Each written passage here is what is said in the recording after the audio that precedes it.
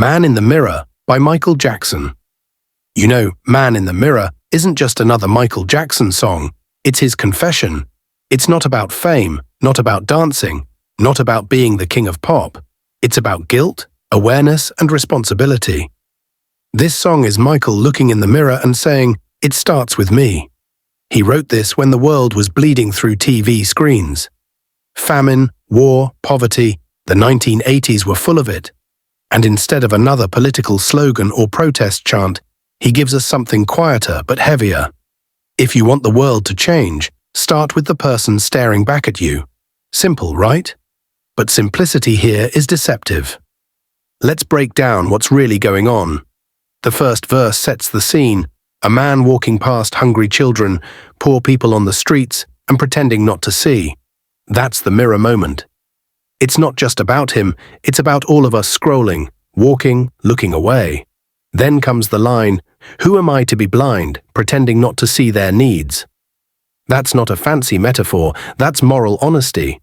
He's saying, I've been comfortable while others suffer. I'm not innocent. The chorus hits like a confession. I'm starting with the man in the mirror. I'm asking him to change his ways. No revolution, no politics, just personal accountability. That's what gives this song its weight. It's not pointing fingers, it's pulling the finger back at yourself. Now, lyrically, it's plain, even cliché. Make that change. No message could have been any clearer. It sounds like something written for a school speech. But that's exactly why it works. It's accessible. You don't have to decode it. It talks to your conscience, not your intellect. Still, that's also its weakness. It's too safe. It tells you to change but doesn't tell you how. It makes you feel emotional, but it doesn't necessarily make you act. It gives you a moral rush, not a moral plan. That's the paradox of the song. Now listen to how the music carries that message. It starts small, just Michael's voice and a gentle rhythm. Quiet, introspective, as if he's literally talking to himself. Then slowly, layer by layer, instruments come in. The synth pads, the bass, the percussion. By the time the choir enters, it's no longer one man confessing. It's the whole world shouting the same truth. We need to change. The music builds like a prayer. The melody climbs higher and higher, from quiet guilt to open declaration. That's musical storytelling. You start alone in your guilt, and by the end, you're screaming for redemption. Quincy Jones, the producer, keeps it clean and bright. No heavy guitars, no messy noise. Everything is crystal clear so the message doesn't get lost. Even the reverb makes sense. It creates this feeling of space, like you're literally standing in a mirror room, hearing your own echo. You can almost hear your own guilt bouncing back. Then there's Michael's voice. He doesn't perform this song, he testifies. At the beginning, he's calm, controlled, almost talking. By the bridge, his voice cracks, strains, and pleads. It's human. You feel the fight inside him. The fight between guilt and hope. That's why it hits so hard. He's not showing off his range here, he's showing his conscience. Now, the choir. That's the soul of the track. When it enters, the message shifts from me to we. The private becomes public.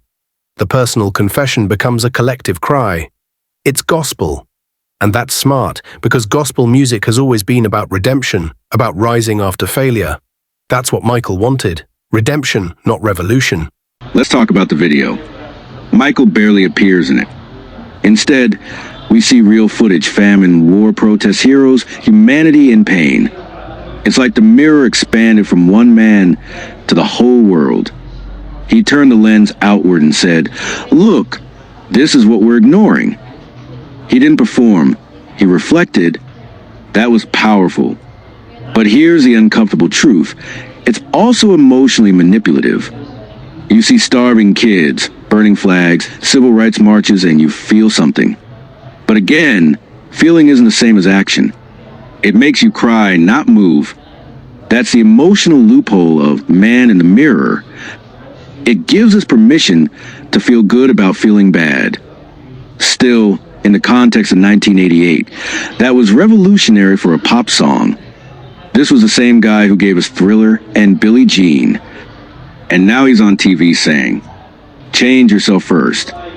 It shifted how people saw him, from entertainer to moral messenger.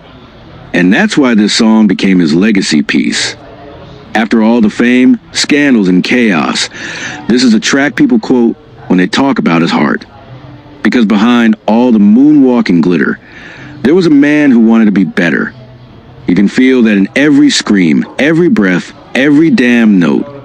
Still, you can't ignore the contradictions. This is a multimillionaire global icon telling the poor and powerless to change themselves.